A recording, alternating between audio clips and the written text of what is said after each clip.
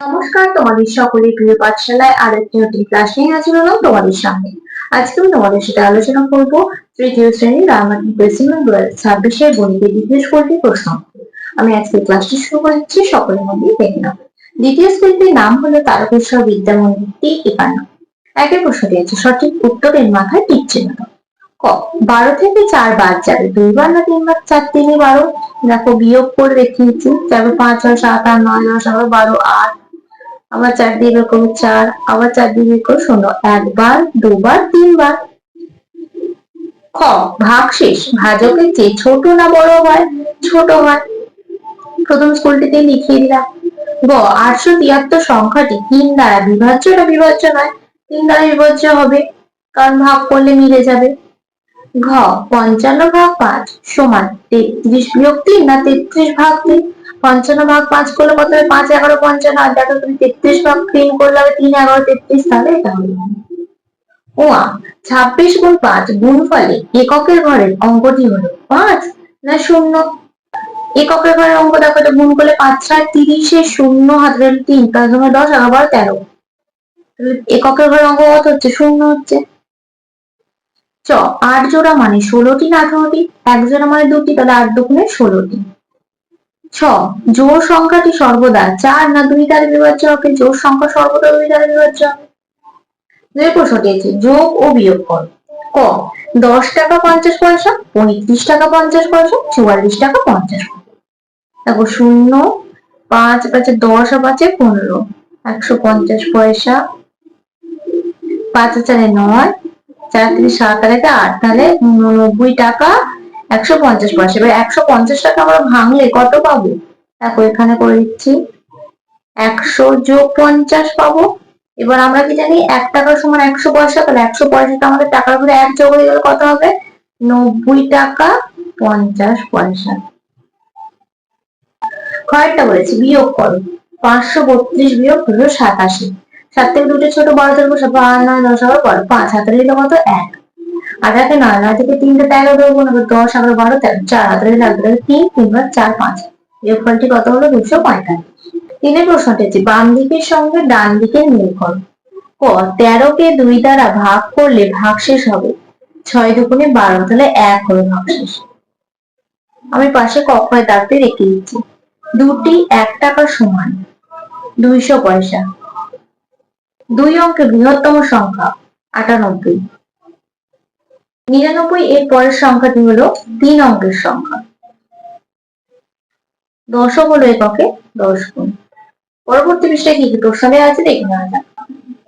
গ, 4 প্রশ্নটা আছে, গুণ করো 112 গুণ 6। তাকে এটা মুখ করে দিচ্ছি, 6 দুগুণে 12, 2 হাতে দিল 1, 4 কে 6 আগে 7, 4 কে 6, গুণফলটি কত হলো? 672। 5, ভাগ করো। ভাগফল ভাগশেষ ভাজ্য ভাজক দিকে দেখাতে হবে। কত আছে? 725 ভাগ 7। 5 এর অঙ্কটা 725 ভাগ 7, 7 1 7, 2 নামবে, 0 কায় 5 নামাবো, 3 7 21, 1 থেকে 5 বিয়োগ করে যাবে 4, তাহলে ভাজ্য ভাজক ভাজ্য ভাজক ভাগফল আর ভাগশেষ লিখতে হবে। ভাজ্য 725, ভাজক 7, ভাগফল 103, ভাগশেষ 4। 6 প্রশ্নটি আছে, শূন্যস্থান পূরণ করো। ক, ভাজ্য সমান ভাজক গুণিতক ভাগফল যোগ ভাগশেষ। এই যে আমরা চিত্রটা দেখতে পাচ্ছি, বর্গাকার চিত্রে মানে বলেছে প্রদত্ত চিত্রে ড্যাশটি বাহু আছে কটি? 1টা 2টো 3টে 4টি। গ, বিন্যাস থেকে পরেরটি আঁকো। এদিকে আছে নিচে তীর চিহ্ন, বাঁদিকে আছে, তাহলে এটা কি হয়ে যাবে? ওপর দিকে হয়ে যাবে। 7 প্রশ্নটি বলেছে, দেখো অঙ্কের ভাষায় সমাধান করো। ক, রেবার দাদু রেবাকে 40 টাকা 50 পয়সা দিয়ে রেবা 8 টাকা 50 পয়সা ফুচকা ও 4 টাকার আলু কাপ দিয়েছে, এখন রেবার কাছে কত টাকা থাকবে? তাহলে দেখো অঙ্কটা আমরা লিখে লিখে করবো। ফুচকা পেয়েছে 8 টাকা 50 পয়সা, আর আলু কাবলি খেয়েছে 4 টাকার।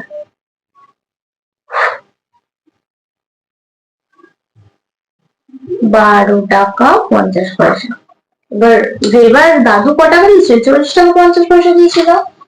তাহলে লিখবো রেবার দাদু রেবাকে দিয়েছিল 40 টাকা 50 পয়সা, খরচ হয়েছে 12 টাকা 50 পয়সা। দুটো বিয়োগ করবো, 0 0। 2 থেকে 0 10 করবো, 8 হাতে 1 2, তাহলে কত হচ্ছে? 28 টাকা। এখন রেবার কাছে কত টাকা থাকবে? অতএব এখন রেবার কাছে 28 টাকা থাকবে। ছয় প্রশ্নটি বলেছে আমাদের বাড়ির পুকুর থেকে 308টি মাছ উঠেছে। 8 জন মাছ বিক্রেতা বাজারে বিক্রি করার জন্য সমান ভাগে ভাগ করে নেওয়ার পরও বেশি মাছ পড়ে থাকলো। প্রত্যেকে কতগুলি মাছ নিল ও কতগুলি মাছ পড়ে থাকলো? কি করবো? ভাগ করবো। 308 ভাগ 8।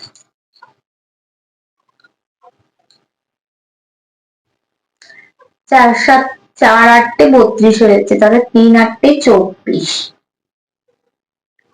এবার 5 6 57 10 6 হাতে 1 2 3 3 3 মেরে 0, 8 8 64 আর 8 8 64 4। অতএব প্রত্যেকে কতগুলি মাছ নিল? প্রত্যেকে 38টি মাছ নিল। ও কতগুলি মাছ পড়ে থাকলো? 4টি মাছ পড়ে থাকলো। তাহলে স্টুডেন্টস, আজকের ক্লাসটি আমি এখানে শেষ করছি। খুব তাড়াতাড়ি আরো একটি নতুন ক্লাস নিয়ে হাজির হবো তোমাদের সামনে। যদি তোমাদের আজকের ক্লাসটি ভালো লেগে থাকে তাহলে অবশ্যই লাইক কমেন্ট সাবস্ক্রাইব এবং শেয়ার করতে ভুলবে না। সকলে সুস্থ থাকবে, স্বাভাবিক থাকবে। সকলকে অসংখ্য ধন্যবাদ জানাই।